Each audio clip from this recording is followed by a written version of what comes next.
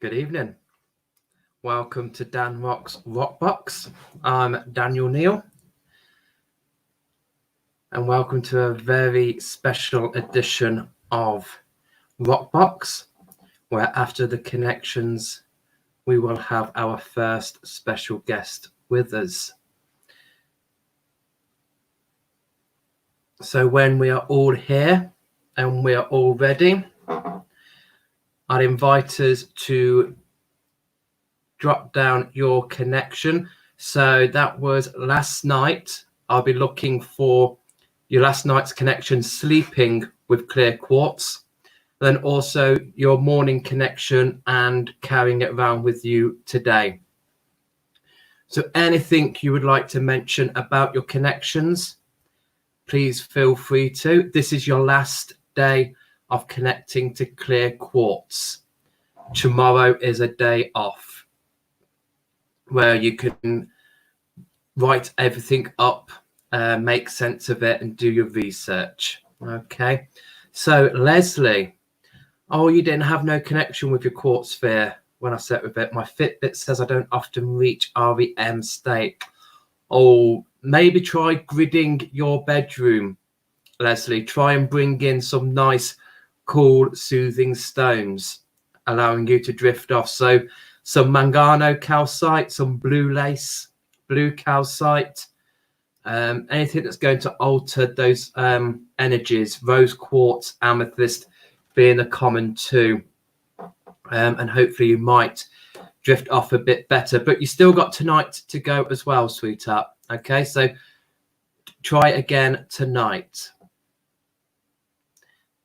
So hello, everybody, and welcome. So yeah, so tomorrow we're going to have a day off, and we're also going to have a day off. So I know we would still have tonight's connection to clear quartz to do, but I'll put that over to Monday. We're going to have a day off tomorrow. We're going to go out and have a little walk and enjoy. So any more connections?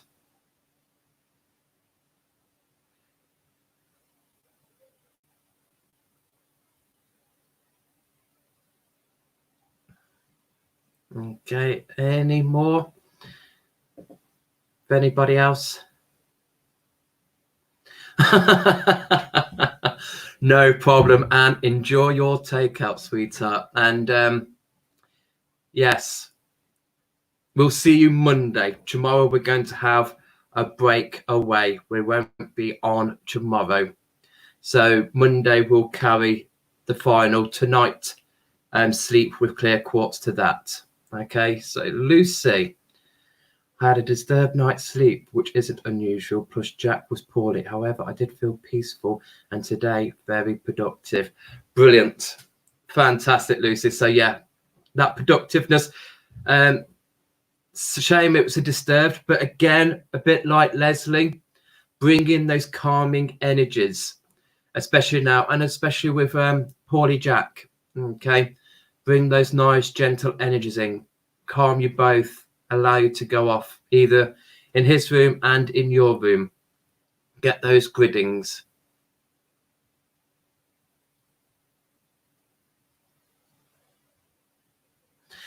Karen, I didn't sleep with my crystal because for the last couple of weeks I sleep with my boji stones, one over my head and one under my feet, and I feel good with that.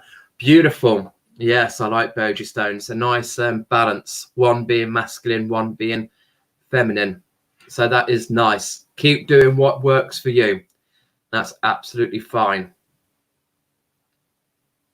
Okay, so just waiting to see if anybody else is going to do any connections or to catch us up. So obviously tomorrow will be our day off. We're not going to work with clear quartz, but see what do we feel for next week? What crystals shall we do? I'm quite happy because of how good everyone who has joined in has got on with the connections. I'm quite happy for you all to have a selection, for you to choose one. So we're not all doing the same one unless you want us all to do the same one. But I will do a little discussion tomorrow night about that when we come back from our walk to see how we're feeling and what we feel is best to start with on Monday. Whether we all stick to the same stone or whether we all choose an individual stone and work with that throughout the week. Hi, Carolyn. Did connect overnight as I woke up, then fell asleep. Woke up and felt I was in my head. Took ages to come to.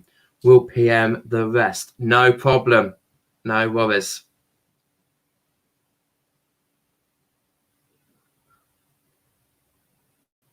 So Charlotte, hi, I felt the quartz and done its job. So no specific connection, but feeling calm and collected. Beautiful. Nice one, Charlotte. Good. Fantastic. Okay. And so then Lucy. Jack asked for a crystal because he felt poorly. I let him choose what he wanted and he chose green aventurine. He says it helped him. Yeah, green aventurine is a nice, it's abundant. Again, following very similar energies to jade. So anything that Jack felt lacking, the green aventurine would replenish that green nurturing. So a nice little energy there. So while Mum is not there, the green aventurine would still be giving off that same kind of energy. So beautiful. Fantastic. So yes, so well done you all for doing that week of clear quartz. That's absolutely amazing, and I've loved reading your connections. So tomorrow, give yourself a well-worthy day off. Do some research, jot it all down in a journal. See how you compare with other people's online. But you can see by comparing to the people that have been coming on, you can see that thread coming in and out. So well done all.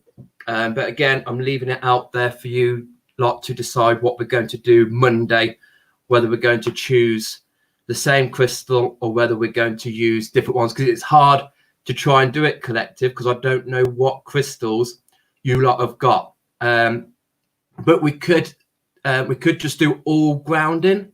So we could all choose a grounding crystal. Doesn't matter whether it's hematite, black tourmaline, black obsidian, smoky quartz, rhodonite, petrified wood. We could all just connect with a grounding stone. I feel that might be best tomorrow if we all do a grounding stone and carry a grounding stone with us for the week, and we'll do the same format. Okay. So I think I will leave the connections there, but any more and I will answer them privately. So moving on to tonight's special guest, who is one of the part of our family. She is an absolutely beautiful energy, fabulous woman. Someone I really hold dear into my heart. And over the past few weeks of me doing these, you guys have been so kind and welcomed me into your home. And I really, really hope that tonight you extend that and give a real warm welcome to the lovely Karen, the Queen of the Raptors. So, hello. Hello. How are you? Okay? I'm very well, thank you. Good. Are you all good? Yes, I am. I've got someone with me, look. Oh, you brought Dink. You recognise Dink. That's nice. I will recognise Dink a mile off. She's so laid back. She's just so laid back and happy to sit anywhere, really. So I thought she might like to come along and join in. Absolutely thrilling. Well, Karen, thank you so much for being our first guest on the show. I really hope that it goes well. So you are the matriarch of the Devon Birds of Prey Centre. Okay. My first question to you would be, where did it all begin? Where did it all begin? What made Karen become interested in falconry, interested in birds of prey? Okay. Initially, I mean, I started being really, really interested in my early 30s, actually. But previous to that, you know, living where we live, we're lucky to live in the sort of in the countryside, being aware of what's around me, always having that connection to nature. And then just as kind of evolved really, and I suddenly started becoming really interested in buzzards. And back then, all those years ago, when I first sort of started, there weren't so many around then. So it was more of a, you know, like now we see a lot of them, thank goodness. But back then it was a rarity. It was really special. It was more special because in the fact that, you know, there weren't so many around. And then it sort of progressed from there to doing a course, a 5-day course at the Shirehall Centre down near Plymouth, which unfortunately, sadly, is not there anymore. And it kind of went from there, and the passion just grew as I got more and more birds. I suddenly started this, you know, sort of surrounding myself with these amazing creatures. And she just yawned. You poor darling. Oh, Mum, get on with it. It's like, Mum, get on with it. Little pink mouse. So sweet. Such a character. But so it really went from there, and sort of one thing, there was no great plan. It kind of evolved quite quickly, actually, and it's sort of not really stopped since. I haven't had, almost to the point where I haven't had a lot of time to stop and think about it even, you know. It's kind of like run away with me, and it's like a journey, and it's gone really quickly, and it's just like, I feel sometimes like I'm being tagged along by my you know, my sort of scarf, as it were, and I'm just being pulled along with all this amazing stuff. So yeah, so quite a long time ago now, I think, actually. I wouldn't think so. Not by looking at you. Oh, bless. Yeah. So the Devon Birds of Prey Centre. Yeah. How long roughly have you been there? I believe, and I say this because I don't do time anymore, but we've been on the site that we're on for about 15, 16 years. And just previously to that, that's when the Devon Bird of Prey Centre became that. Before that, it was called something else, but that was when it came about. So yeah, we've been there quite a while now, and you know, as you know, it's very established now. So and we're on a lovely piece of land where you can look out to the moors, and it feels very rural, even though we've got, you know, things around us. It's become a like a sanctuary in its own, for its own sake, really, which obviously houses the birds and houses all the human beings as well that come along for whatever experience and for whatever reason, and that's very varied, yeah. Absolutely. It is a really nice place. You do feel that ruralness about it, and it is a sanctuary, a place where you could, I feel, you can be calm, quiet, and reflect. And the birds really do help bring in those energies. Yeah, for sure. Which I do believe is part of your spiritual path, your spiritual journey. You do a lot interlinking with the birds as well.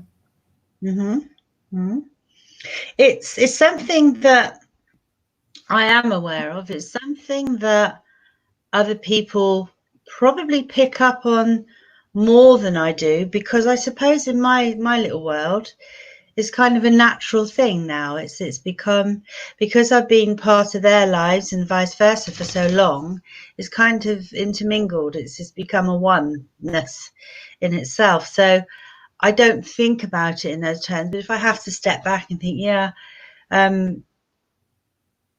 how I tune in with them, it's just like flicking on the radio now. It's just that easy, and but natural, I think, is the key word. It seems to just blend, you know, and they're all so different. They're so different on a daily basis, and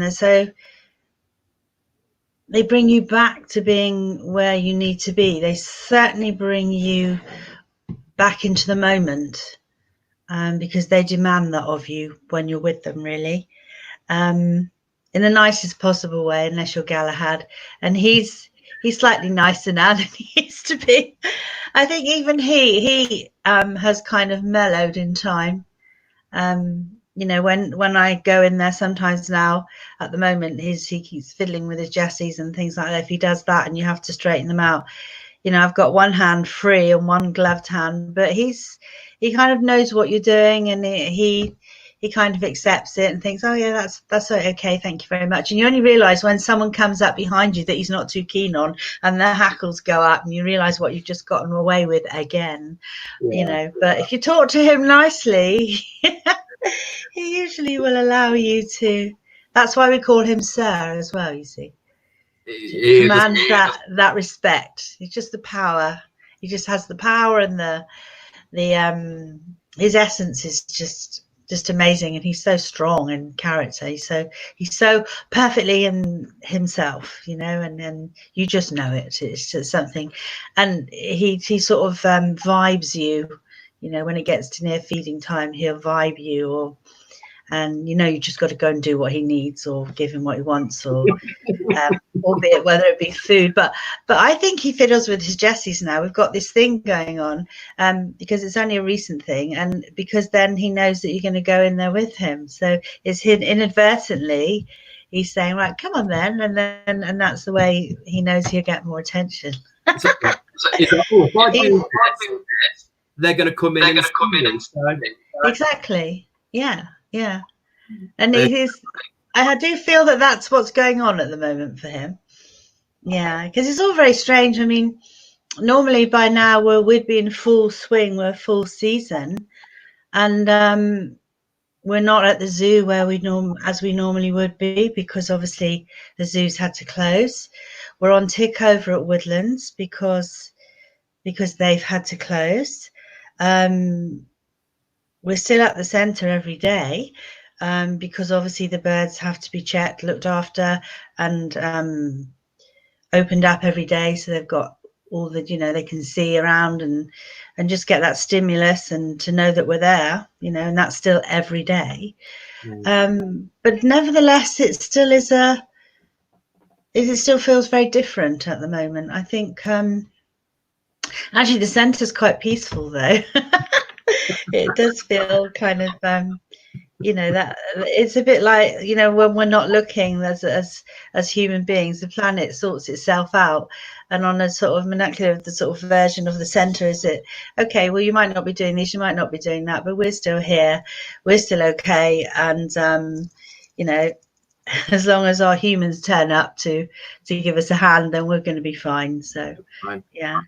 Yeah, just coming back when you were saying about working with them and it's becoming natural, with the raptors, you don't obtain them as adults, do you? You get them as, how young do you get the birds? well, it depends whether you're imprinting or parent rearing, and I've over the years done quite a bit of each.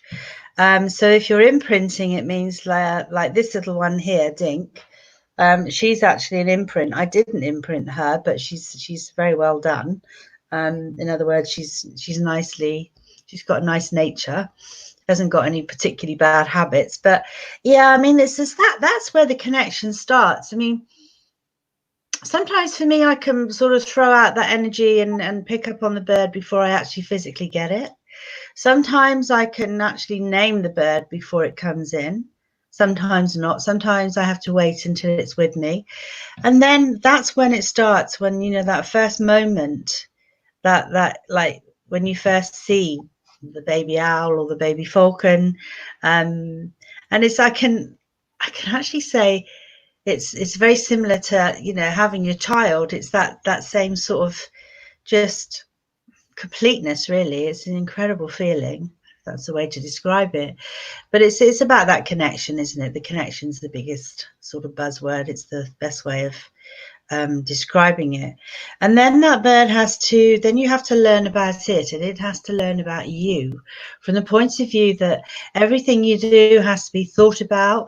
Everything you do is monitored. That bird's watching you, every hand movement, every single thing is being monitored by that bird. And the most important thing at the end of that process, but the process is pretty endless actually, but the stages you go through is you're building that trust with the bird.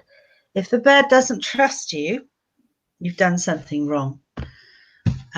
Generally with birds of prey, you can say 99 point of the time, if something's not working, it's something you're not doing, it's something you're not seeing, it's something you're not giving to the bird that it needs. You're not reading the situation as is appropriate or necessary. So I suppose it does help if you can stay fairly calm most of the time, because it's the vibe. What you put in, you get out. It's that kind of thing to a degree. And but then I think also they also come with their own stuff, their own agenda, a bit like we do. You know, we get programmed, don't we, as we come in. But we still have innately who we are. We still have, you know, our traits and things. It's a bit like you could say for me, well, there's a family of so many of us. I'm the only one that's got any vague interest in the birds, as you know, at all.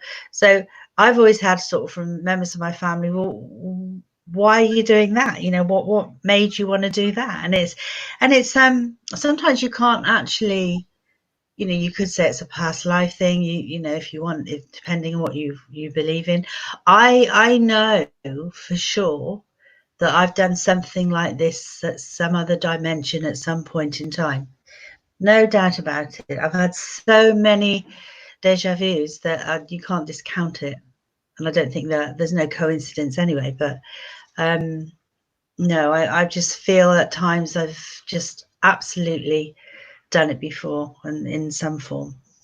That is amazing. Absolutely. I get that. You're very grounding, and it is just natural. It is naturally in you with what you do with those. And like you say, it's not like you don't see them as raptors. They are children.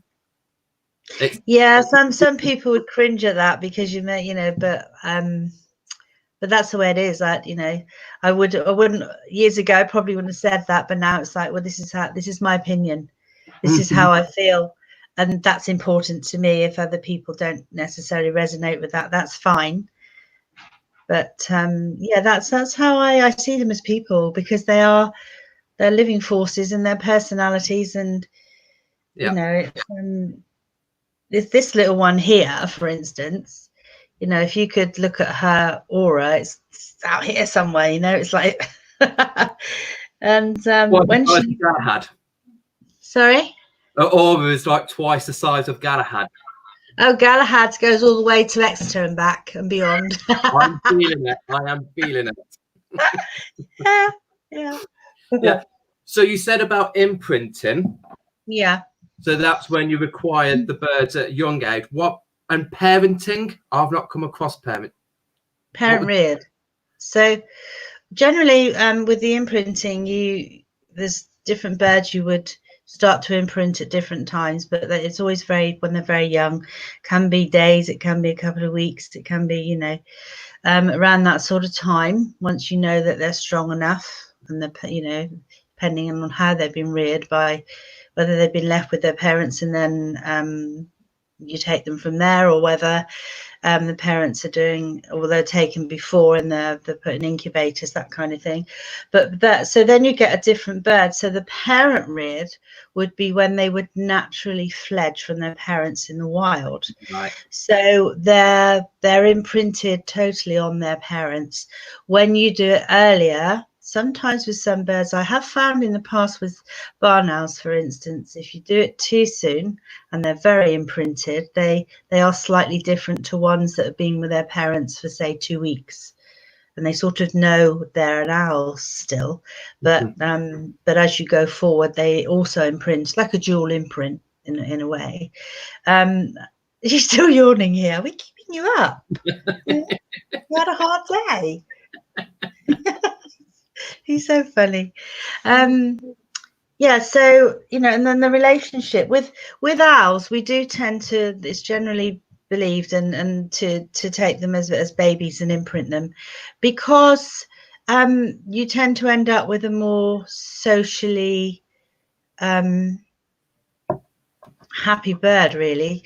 You know, we've been fortunate working in the zoo that we've been able to imprint some birds in the zoo.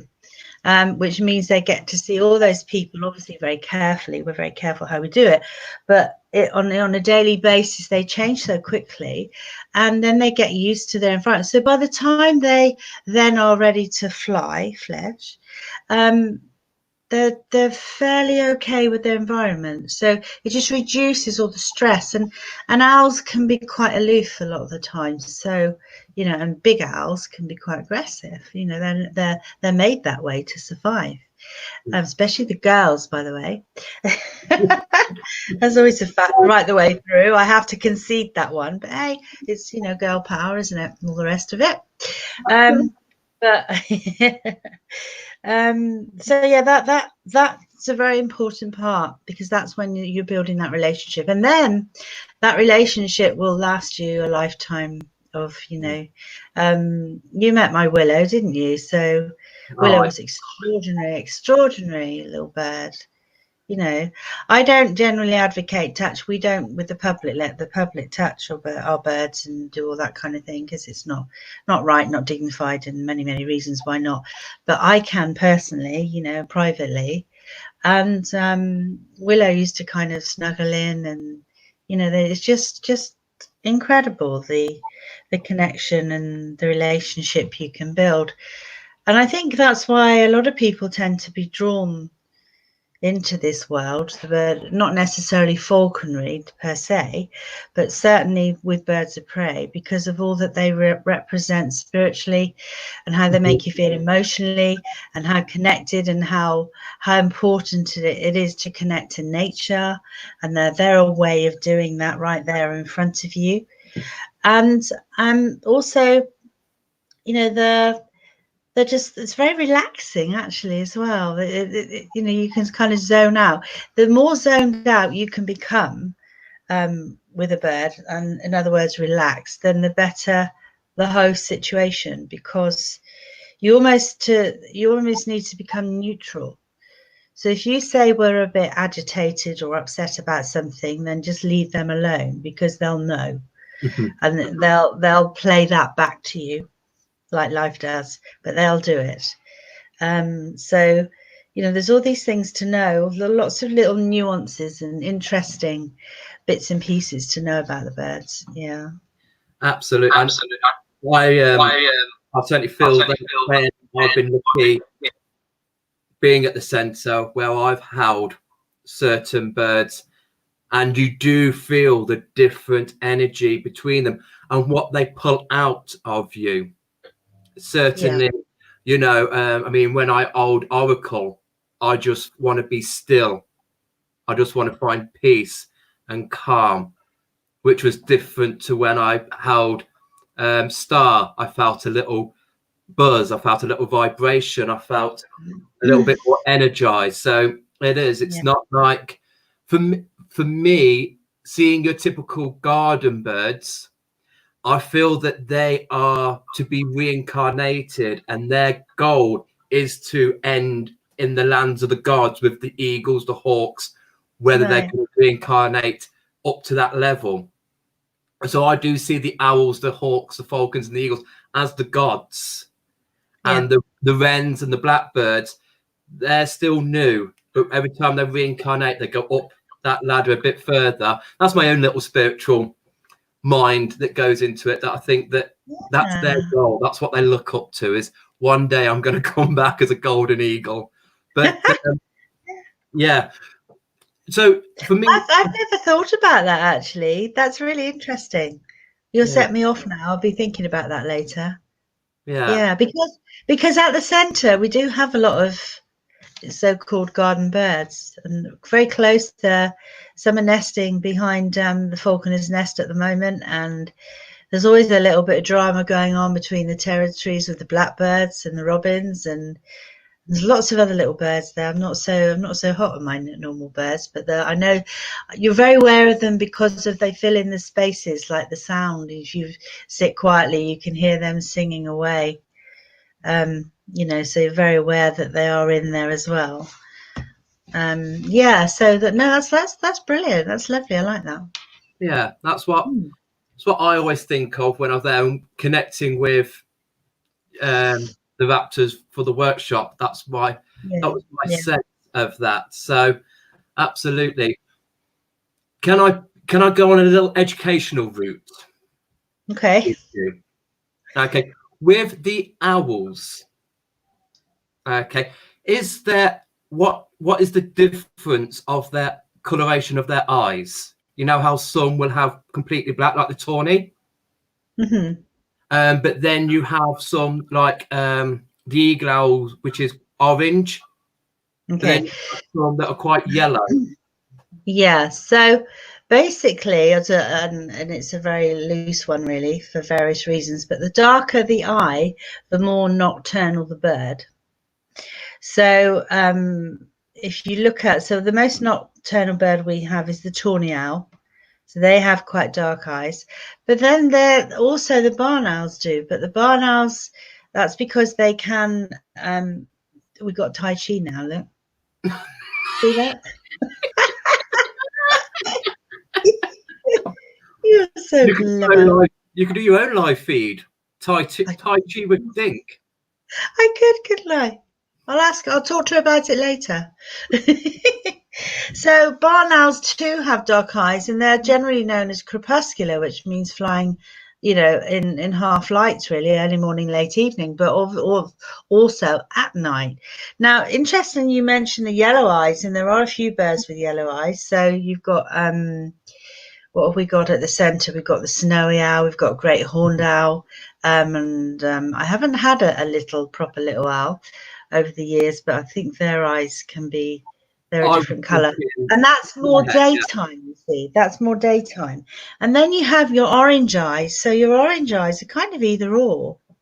Yeah. So eagle owls can come out in the daytime, and they also can fly at night. So all owls can fly at night generally, and in the daytime, if they need to. So barn owls will come out. It's quite rare actually to see tawny owls out. It's usually if there's only a problem with them, or they're really hungry. But barn owls are a good example from the point of view as they will come out whenever to hunt. So that's why you will sometimes see them in the daytime. It's more unusual, but it's usually sort of early morning, and that will be a lovely time to see them when they're quartering the ground, listening for their prey, of course, like the owls do. Very majestic sight. So does that answer your question? It certainly does. Thank you, sweetheart. That's what I thought, but I wanted to have an expert view on that as well. So also, just put it out there with the viewers. If you guys out there have any questions to ask the lovely Karen, please do so, and we'll pop them on the screen to ask her. I'm not going to ask you what is your favourite bird, because I don't think that is fair on you. That's like asking a mum who's her favourite child. It is a bit, yeah. Yeah, but do you have a favourite type of raptor? Is there a bird of prey that you are just like, yes? Yeah. Yeah, I really, really like bald eagles. There's something about them, and I always find it fascinating that the bigger birds, when they speak, they have very high-pitched voices, where you'd expect such a big bird to have a booming. It doesn't work that way. In fact, fish eagles tend to have very high pitch, and it's something that whenever I've been to shows or falconry events or whatever in the past, I get out of the car, I hear that, and I'm off. That's me. I'm going. But to be realistic, I suppose, my favourite to fly, I do have a favourite, which are the falcons. Yeah. And I just think it's because, you know, over the years I've flown quite a few.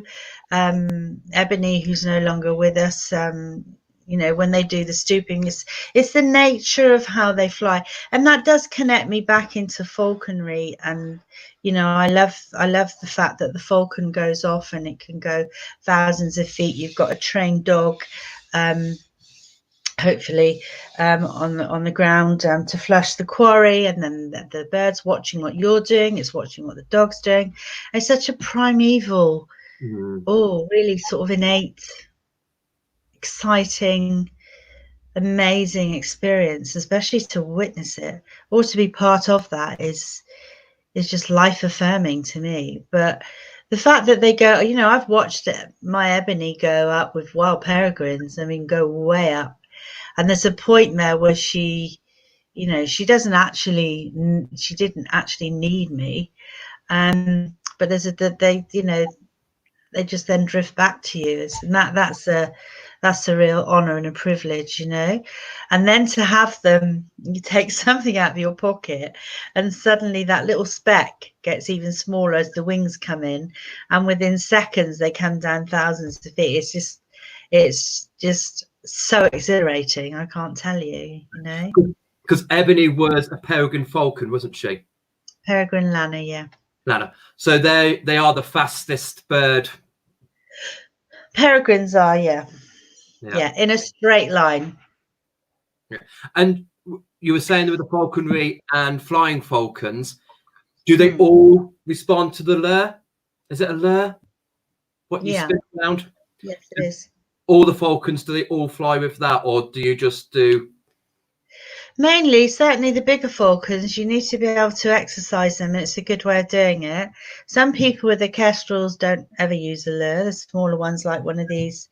I probably wouldn't use, I haven't used a lure with this one, but with my British kestrels I have, because I'm trying to get, it's easier sometimes for me, I find, to get them to hover, to do their natural behavior with that. With it helps to have something for them to focus on.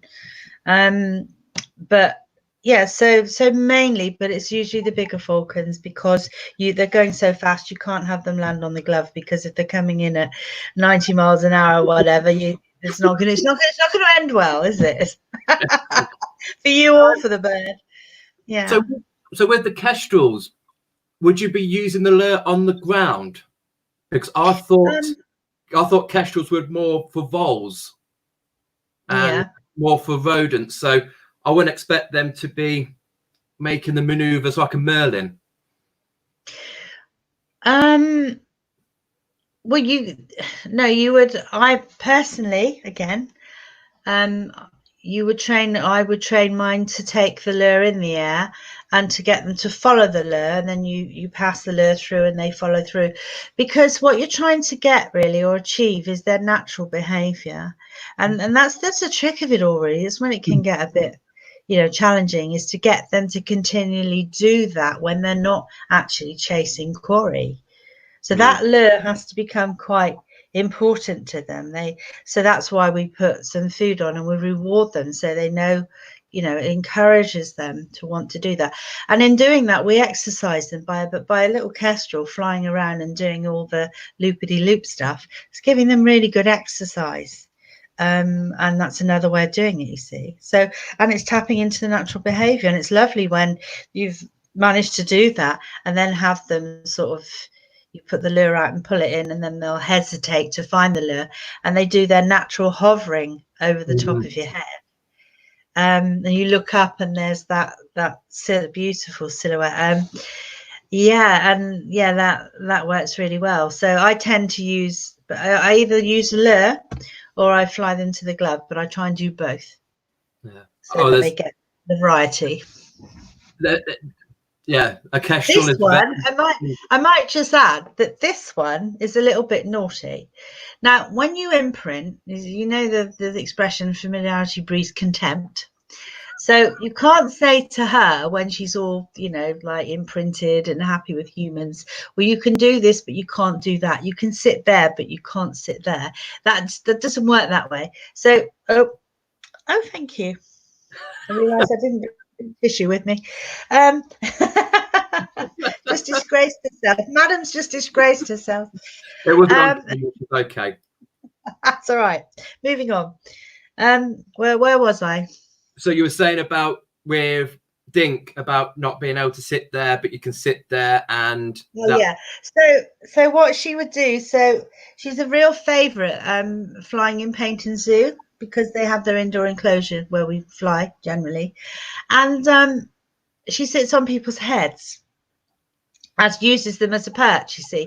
Now she does have little feet, so I'm not too worried, and she doesn't usually sit on anyone she doesn't know reasonably well. So that way she's not, even if she sat up, but I'm not concerned, because apart from someone being slightly surprised, I suppose, she's not going to hurt anybody. It's not going to be any, it's just kind of amusing. But she does, you can't say she'll do it as and when she wants to. So you never know quite when she's going to do it, you see. And I've known when I've been in the zoo with her and I'm doing the, sort of talking about all the birds and everyone's flying her, I can't watch her because she makes me dizzy, because she literally zips around and she's so quick. I mean, you've got, and this is in old money, 3.5 ounces of bird that can really move and do the lovely long glides. It's fantastic, really, for people to be able to enjoy that and see it in that way. Be so close, so close, and it's lovely. Well, this is it. This is why I love places like the Devon Birds of Prey Centre, because it's an educational lesson. Yeah, it is. And like you said at the beginning, when you said you used to like to see the buzzards, and even though you didn't see them much then as you do now, it's same with anyone. We could all just have a quick glance at a buzzard or a kite or a kestrel, but to then go to these centres and really get a close encounter, bit of education and a background, you won't get that from the wild. They're there, then they've gone. So it's why I really do like. I do think that the bird of prey centres and falconry centres are like fronting the whole thing, because very often that's the first introduction people get to birds of prey or see them at shows or what have you. So obviously first impressions are very important, and also from the bird's point of view, if we don't do that in that way, no one's going to know about them. No one's going to be concerned about them. Falconry itself, the act of training a bird of prey, and all the information over the years that's been gathered has all been very useful in helping the wild stock, you see. So all that, nothing's wasted.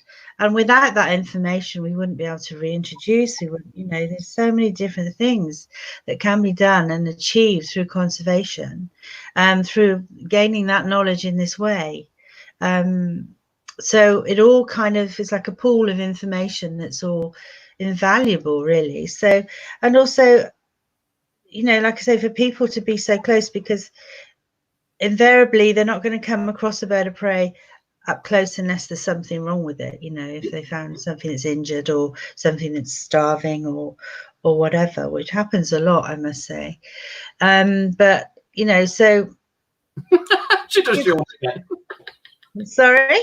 Sorry, I just saw Dink yawn again. Oh, what a word with you. What's the matter, me? I don't know. She's doing really well, because what you can't see on my shelf, you can buy these like mock-ups of a kestrel or a little kite, the RSPB do them, or I've got two over there, and they're actually bigger than her, and she's not phased at all. Now some birds would be, but she's not bothered in the slightest. And they're sat there looking at her, and then she's kind of like got one eye on them, but she's not bothered. And just to point out to people, because they might know that the male kestrel in the UK has grey cap, the chestnutty brown body, and the female is quite brown. But this is an American kestrel. Yeah. Dink. So, well, Dink's a female, but she's reasonably highly coloured, but the males are extraordinarily so. Again, you've got that real difference, although, you know, if you look at her, she's got lots of features, and she's got a slightly bluey grey head. But the male version of these is a lot smaller, but also really brightly coloured. They're fabulous birds. They're really lovely. Yeah, so it's similar to ours in the you know how they differentiate, but even more so with the American kestrels. Yeah. Trust America to do one better than us. Okay. Yes, it is. You know, whatever we do, we've got to do better. Best not to go there, my darling. Absolutely, absolutely. It'd be a completely different thing. But yeah, I know what you mean. Usually, though, well, you see, the thing is, our kestrels are bigger. I mean, normally what comes in from America is always more kind of flamboyant than ours, and bigger, but not in this case. No. No. And it is quite, because with the owls and the birds, that there isn't no distinguishable colours. You go by the size to determine the sex that way. Is that correct? So the females tend to be larger than the males if you can't tell by colours. If you can't tell by colours, it goes by size, yeah. Which is why Amber is Amber and Amber's a boy. Because I got it wrong. Because but I must add that Amber really does not mind. Okay. No. He's not upset by that at all. No. I'm sure there's people on here who have been to the Devon Birds of Prey Centre, and there's a couple that came to the workshop, so they will know of Amber's amazing. I love Amber, absolutely brilliant. We do have a question Karen, from Karen Biggs. I have a question, maybe on a spiritual level, if that's okay. I love seeing birds in the wild. It gives me a feeling of peace and freedom, or in displays in zoos. It just makes me smile and gives me joy. But I get really excited when I get to see vultures in the zoo or on TV. They just take it to the next level of happiness. Is there anything special about them?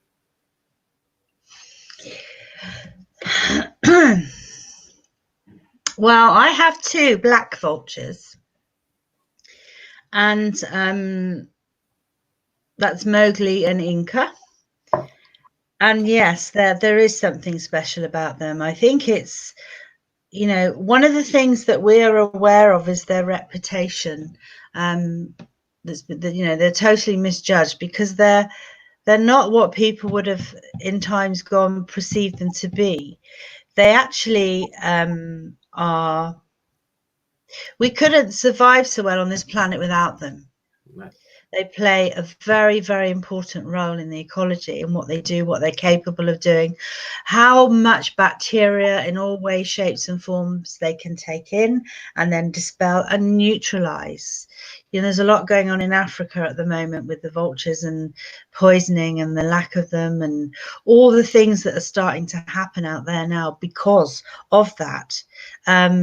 So, you know, people generally that know about the birds will always favour them and try and support them. And there's a lot of work being done to make sure we don't lose them. So if you've got a feather there, you have. Yeah, there we go. So they're also used in ceremony, just like eagle feathers are as well, because it's to do with this like soaring and being above and the overview. And, you know, the sort of things, they're a bit like owls in the way that from the spiritual sense of they're kind of a bit like a warning as well, you know, to be more circumspect to.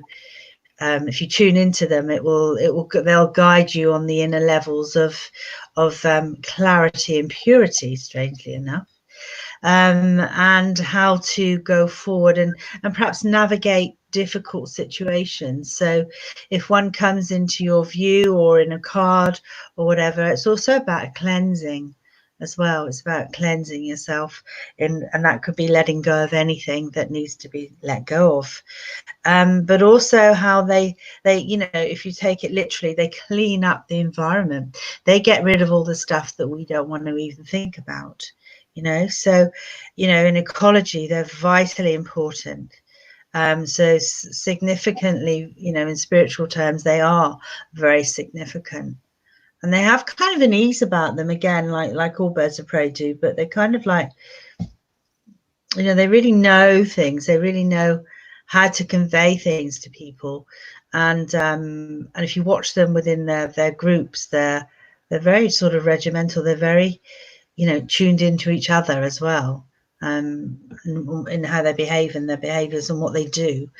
But, it's symbolically they've had a bad press, really, haven't they? Because people only see, unfortunately, when you see the programs these days, a lot of them you just see the vultures all covered in, because they're eating the carcasses and stuff. But take them away from that, they actually are very clean, and they're about transformation as well, because of on our levels of being and knowing, because of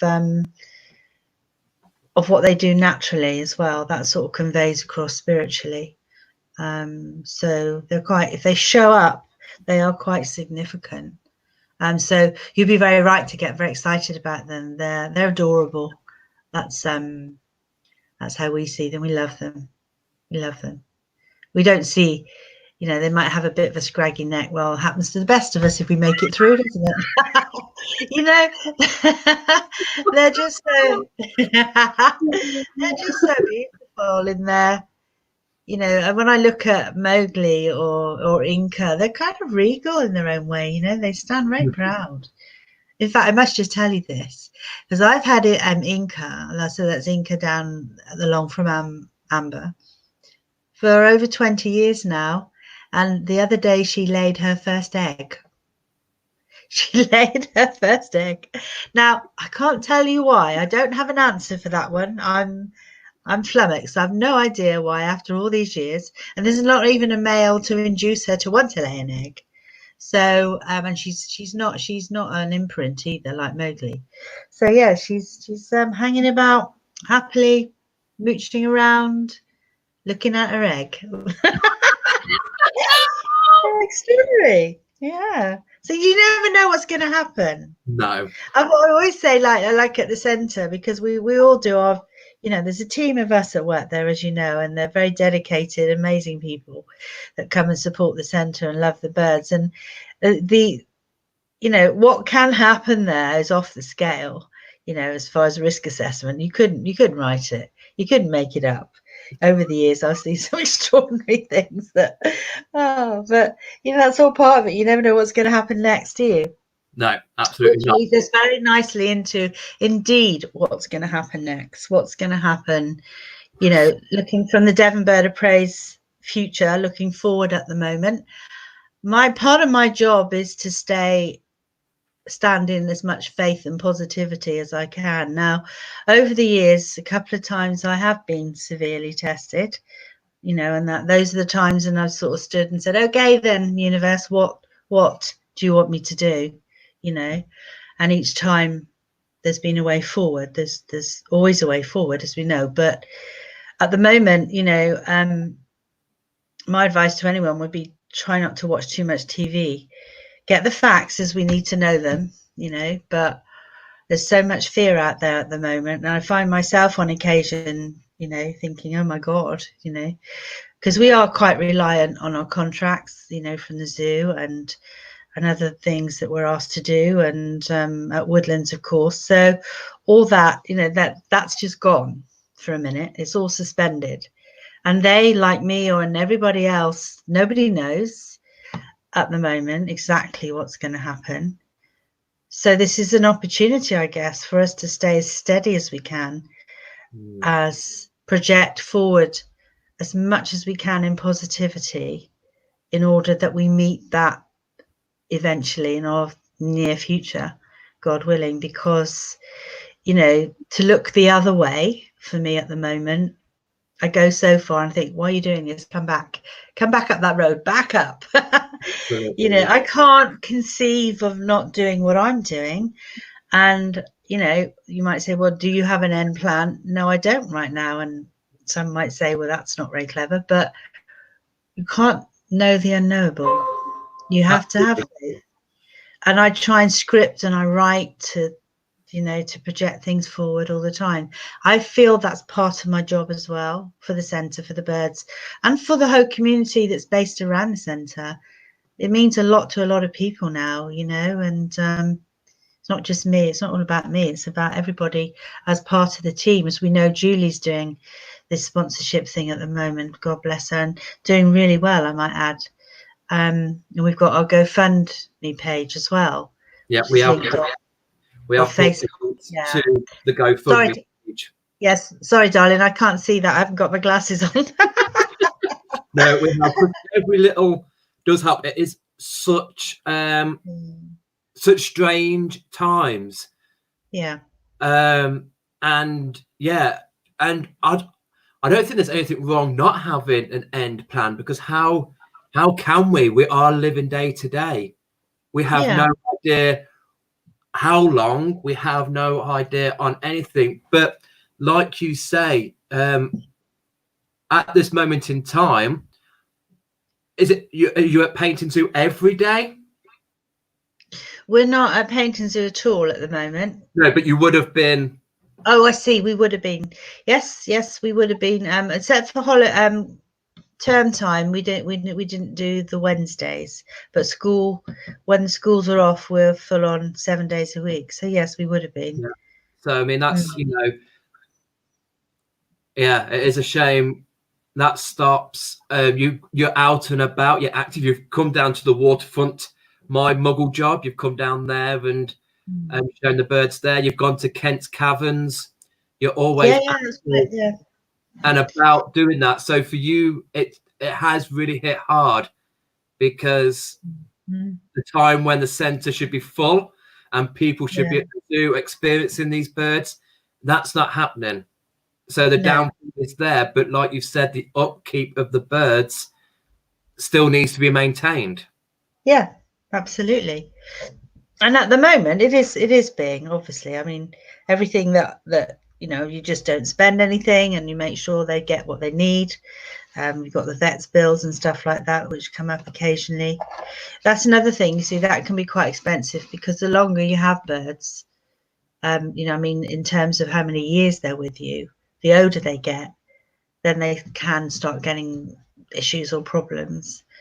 Just like we do as we get older, because you know, you're looking at some of the average lifespans would be in the wild would be about between 5 and 10 years, and I've still got some in their 20 years. So, so you know, but so there are those costs. But I mean, there's, like I say, there's what Julie's doing. There's the GoFundMe. I've been able to furlough, you know, Julie and myself to a degree. So you know, we're very grateful, because I can feed the birds for now. We've got food, I've got a roof over my head, and sometimes you have to go back to basics, don't you? And I think that's one of the things, isn't it, that maybe, you know, a lot more people are realizing now how important it is to just take what's in front of us and be so grateful and appreciative of it, and our connections with people. It's just changing the whole in you know, obviously it's awful that people are dying. There's no, you know, you don't even have to say that. But there are also, I was going to actually do today, and I haven't got around to it yet, write all the good things that I could think of that are coming out of this, that I see for me and around me, because there are, for sure. And try and put your focus, if you're having an off day or whatever, try and focus on those bits, you know, to try and get you through. It's the hardest bit, I think. I don't know for other people. For me personally, I've had a new grandchild born, and I haven't been able to hold her. You know, she's a month old. She's a month old, little Meadow, tomorrow, and I haven't been able to hold her. So all those sort of connections for people, and that's happening a lot, isn't it? Obviously for so many people, they can't be with the ones you know, your family and your immediate family. So I'm hoping that in the next few weeks or so, and within the next month, the governments might start easing up a bit, so we can at least go and be, even if we're not close, we can all be together a bit more, because it's so important. Absolutely. So important. Absolutely. But not only GoFundMe, people can help. You do adoption. We do. Yeah, we do all our experiences. So that's when people can come and actually fly and really enjoy the birds on that level. So we do various ones of those that are on the website. And what we're doing is, if people are buying a few at the moment, someone bought one today or yesterday. So it's, and we're just saying that there's a 6 month on the voucher, but that won't start until the lockdown's finished, and then we'll put the 6 months on, so no one's going to lose anything by that. We do the adoptions, and so that's another way of picking on a bird. We do a deluxe adoption as well, which means that you can pick a bird and you can fly a bird, to come out and fly a bird to the glove as well. But, if someone picks a Galahad, they could have him as adopt him, but they couldn't actually fly into the glove, but they could come and fly someone else to the glove. Yeah. But so we do that as well. And can I just say, sorry, adoption is not like the animal shelters or the dog shelters. You don't adopt the actual animal. It doesn't come and live with you. It still stays at the center.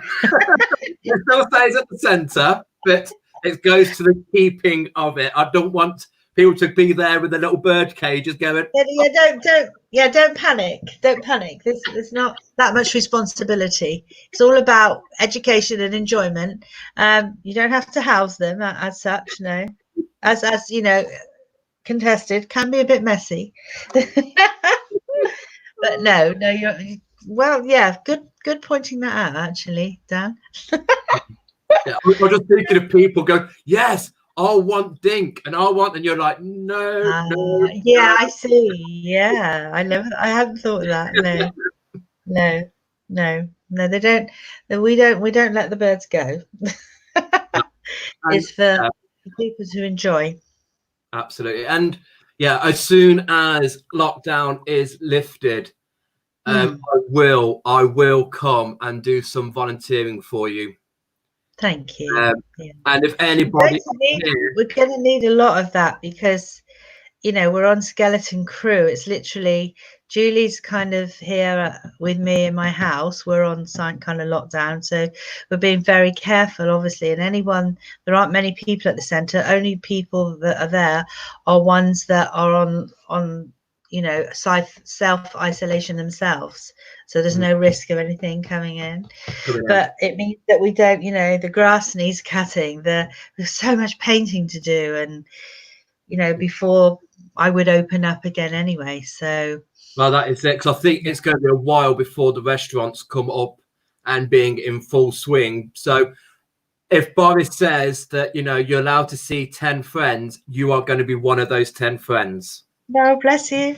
You are going to be one of those 10 friends. And I will come. But it is all about the aftermath, and it is about getting those businesses back up to speed and getting back and running. It's not just open the door and, we pretend this doesn't happen. There is going to be that slow, getting everything sorted, getting everything ready. So, I mean, so you're absolutely right. And also, from my point of view, the bits that bring in the income to keep it all going involve people, lots of people being interested, for the zoo, for Woodlands, to us, to be able to go out and be free to move around safely. All that has to happen too thereafter. But this is another step along the way, is to get everything looking painted and looking good again. Absolutely. So if anybody out there, once lockdown is up, if they wish to volunteer, I will need a set of wheels to get there, because I stopped the bus service getting to the Birds of Prey Centre. So if anybody wants to pick me up, we'll go to the Devon Birds of Prey Centre, paint brushes in hand. Yes, please. That'd be lovely. I do think that when people start to feel easier, when they can, and feel easier about being able to move around, people are going to really want to get together, aren't they? They're really going to enjoy and perhaps appreciate each other so much more, and we just want to get out and to be able to go somewhere different and to see different things. And so, that's the kind of positive bit, because even if, when we're at Woodlands or when we're at the centre, especially, what we do is outside. It's very outside, so people could come and watch and not, be right next to people. They can spread out and things. So I'm hoping that we're going to get to that stage. It'd be lovely if we could do in August at least, to get things up. That's what I was thinking. The centre is somewhere you can still put social distancing in place. You can, yeah. So absolutely, I will be there, even if I have to walk. Oh, bless you. I will be there. Okay. Is there any more questions for the lovely Karen? If there is any more questions, okay. We've got one from a Lily, Karen. Okay. She has. She's trying to identify a bird feather. Not sure how to upload picture here. If it's not uploading, so get her to send it to me. I will do, because that's what she was saying. She thought it was a barn owl, but she has been told it's a buzzard. Okay, we'll get her to send it to me, and I'll have a look for her. So Lily, if it's still around, sweetheart, post it on the Devon Birds of Prey Centre or Karen privately, and she will do her best. Okay, I will indeed. A buzzard's feather, and I've not got a barn owl feather, because I connected with Oracle by holding. So yeah, I haven't got a barn owl one to flash up. So no, I've not got one on me, no. And just here, because this is it, isn't it? Because also to touch up, because obviously being with those birds, and like you said, you're doing a fantastic job, because they are maturing to ages they wouldn't see in the wild. They are there, and so you do have a lot of their shedded feathers. I do. But there is laws around the feathers. Yeah, I mean, I understand it to a degree with scheduled birds, but not with unscheduled birds. So I don't know. We need to have another look at that, because I do tend to keep the feathers, but we generally keep certain ones to repair if we need to repair any. We do a process called imping, so you can put another piece back in. But also, I just love the feathers anyway.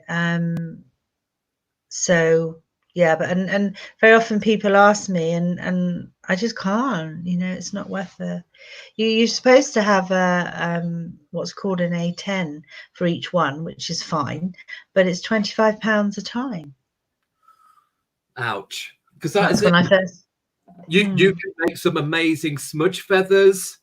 Yeah. That could be a way to just generate something to help towards the centre, but unfortunately, it could be in another. I mean, yeah, it's always better to play straight down the line, isn't it? Absolutely. There's a link with the bird feathers towards the time of egg collected, isn't it? Is that where the law comes in, that because if you've got a feather and somebody is envious that you've got that feather, they might go and harm that bird to get the feather? Is that where the law lies? I don't know, actually. I don't know about that.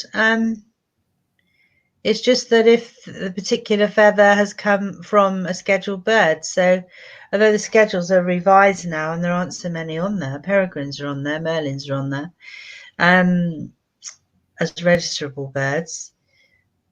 I don't know. There's an in-between thing, because buzzards used to be. I mean, they're all protected, but this is about being registerable. So I think it's something actually I need to look back into and get some clarification on it, because things might have changed a bit. I don't know. I would need to check it, because these things do, don't they? They change their minds all the time about things. Because I have so many, it's a shame, because obviously some go to waste, because even though I keep them airtight, this is still seem to, disintegrate after a period of time. Yeah, I have put mine in the freezer every now and again. I think that's what they suggest, putting them in a freezer. But yeah, to kill any bugs. Yeah, I've got a handful, whereas I'm sure you've got boxes. I don't think that you'd have to go to the Arctic to freeze your feathers. I would just like to clarify, this is water I'm drinking. I don't know what I'm drinking, but it's good. I don't know if my reputation goes before me, but this is water. Oh, bless you. Is there anything else you wish to add, Karen? Is there anything else you wish to say? I don't know. I mean, I would just, I suppose, like to say that if anyone gets a chance to come along to the centre or be involved in anything, it's not all about money. It doesn't matter about that, or obviously it matters, but it's not all about that, obviously. So, but if people can support us in any way they can, it could be through goods, it could be through anything, or your time. I mean, that's the most precious thing you could give to anybody is your time. When all this is freer to get more people in to help and really sort of looking at doing things differently now, getting sort of more community-based stuff going and linking out with people. I think we need a friends thing on the Devon Bird of Prey Centre, somewhere where people can connect to and know what's going on and support it from afar, if not being able, not if people don't have the time, but just get something more, on that level going. On anything or any help at all in any way, then obviously we're really grateful. Would be really grateful for that. It doesn't go unnoticed or wasted on us. We appreciate things very much. Yeah, That is I look forward to seeing you. Absolutely. And Adam. I know he's in the background. I know, bless him. He's the technical guy, so he is here and he's sending oodles of love. Because this is it. Because I mean, we do run our workshops with you. Yeah. And is that going to happen this year? I don't know, but those who have shown interest, they could come back next year to do that. And this is what I love about you is that could I have gone to any other bird of prey centre and gone, could you give me some feathers so I can go home and connect, and then I'll come back next week with some crystals and you whack them in their enclosure? Majority of them would look at me thinking I'm nuts. You turned around and went, let's do this. And it's an amazing day. And, and this is, I wish the bus was still on service. And I know somebody has offered me a lift. So that is brilliant. I will certainly take Lucy up on that offer because it is so nice to be with you and to be around those gorgeous energies of the birds. And bless you. All the times, I mean, we've been up there a handful of times and it's not been the same. Every time we've gone up there, it's a different, a different bird draws you in, or it's always something different going on there, and I love that. So, Well, maybe we'll just all have a much later season this year. Who knows? That is it. But I am fully with you, and this is why we started doing these talks, because there is got to be that sense of community. I think that's the positive thing to come out of all of this, spiritual or not. We just need that community. We need to look after one another and really be there for one another. So, absolutely. And I think that because I'm okay with you doing this, but I don't like seeing myself on the screen. So but I will now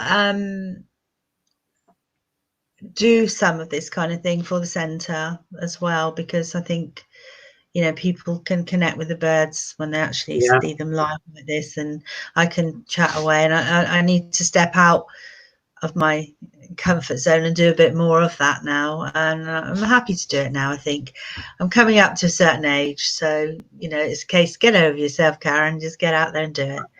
Just be who you are. I personally would love to see some flying displays. Okay, well, we can do that. I think definitely. Absolutely. But this is it. I mean, and what a pleasure to have Dink on live. And she looks at me, and bless, she has been just so like she's so chilled, relaxed. She's just not. She just takes it all in her stride. It's just so normal for Hazy, and that's the imprintedness. But then you can get them after a while. If she wasn't imprinted, she could still have been like this with lots of time put in anyway. So, but she is what she is, and she's getting on now. She's about 9, I think. So it's kind of like, But yeah, so hopefully we'll see her flying at the zoo again one day soon. Who knows? Absolutely. Let's be hopeful, hey? Absolutely. That's it. Yeah. Because the last bird I saw being imprinted was Wookie, Oh, Julie's bird, yeah. which I Tonya. suppose is fully adult Oh, and yeah. is not a fluffy ball of fluff anymore. No, he's very grown up now. Very grown up. Beautiful bird. Yeah. Yeah, it's nice to have the indigenous ones, isn't it? I mean, at the centre we've got Asterix, who lives with Angel, and we know all of that strange story, don't we? The fact that one's a barn owl and one definitely isn't, and don't show them the mirror and all that kind of thing. And one thinks it's when they look at each other, one thinks it's the other's a Tonya, and the other thinks, they're a barn owl, so they think they're the same, whatever that might be. But that they get on all right. They get on really well. Oh, bless. So, yeah. Absolutely. Do you have any birds at home? Not at the moment. Dink will be in the palatial suite tonight. Do you need to scratch your nose or something? Do you want to do something with your feet? I try. I sometimes have them at home if they're having intensive care. So it's yeah. So all your birds are at the centre. You haven't got an enclosure at your house. And I have. Yeah, I've got aviaries here. I have. But they're kind of like for an emergency or for someone I need to keep an eye on or what have you. But I do have a couple of my birds, or a few of them are at Woodlands actually. I've got a Harris hawk over there, I've got Pebbles over there, and I've got Kazzy over there at the moment, which they'll all get swapped around in a minute. So they go on holiday. Sorry? Kazzy, is she the large eagle owl? Yeah, the great horned, beautiful, beautiful. Yeah. She's the one with the yellow eyes. Yes. Daytime bird. Very powerful, very rapacious in the wild. Yeah. Amazing bird. She's beautiful. And she kind of dances. She gets excited and goes from one foot to the other and does a little dance. Yeah. Yeah. But she's back where she came from, because when I started there, when I left there, over 20 years ago now, the guy I was working with had her, and he then sort of retired from it a bit later on and gifted her to me. So I've had her since, but that's where she was trained and flown originally. So I spent many hours over there talking about her. Yeah, beautiful bird though. Yeah, absolutely. She was one that actually went from the centre. She got past somebody on a very windy day. She went out quite a long time ago now, and 3 weeks later she just turned up again. So she came back, and she was well topped up. So she'd been hunting for herself. So she must have been on a rabbit pie menu, I guess, for her. She'd have been having lots of rabbits, and yeah, she came back again. So that was her choice. So that's good. That is amazing. Yeah, it's brilliant. Bless her. Yeah, absolutely. So, Karen, I will wrap this up. Let you carry on with your Saturday evening. Okay, my darling. Thank you so much for coming on. Thank you so much for doing the first one. You are an absolute diamond. It's an absolute pleasure.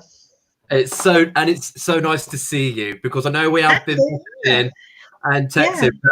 Gosh, I have missed you. You give amazing hugs, and I can't have one of those in the near future. Okay. Okay. Yeah, I look forward to that. And Adam and the viewers, thank you so much for coming on. Okay. Thank you to Dink. Keeping that positive center, keeping that positive mode. And we will do our best to help you in which way possible to get us up and running and get you over to the side.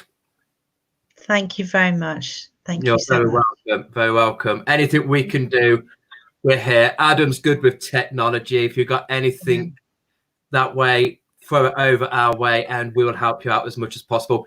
And the viewers here, you know, if you are local to Devon, please, you know, as soon as this is lifted and we can go out again, come and support the Devon Birds of Prey Centre. Show your love, and do whatever you can. If you wish to volunteer, I mean, what's a better way to volunteer in a place where you've got raptors? I mean, you know, I won't mind putting some weeds out of Galahad's enclosure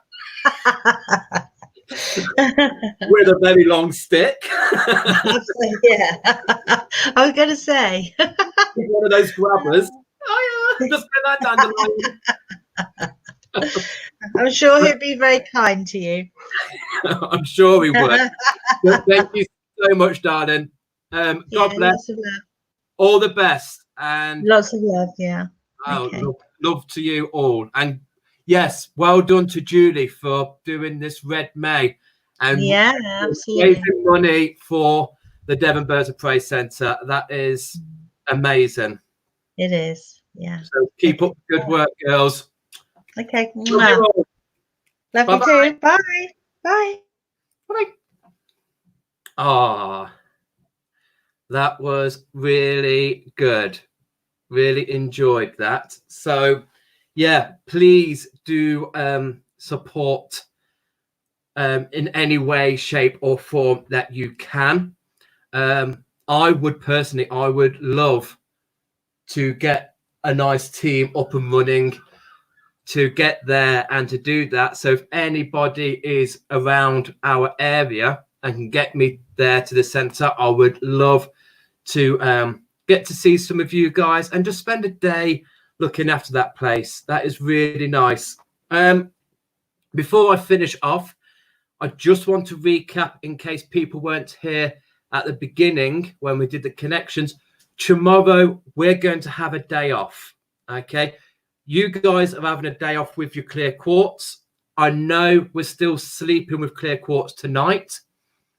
But what we will do is for Monday, if we still want to do a week of connections, I would like us to choose a grounding stone to connect with for that week. Okay. I'm not, because I don't know what sort of crystals we all have in our, will have a grounding stone.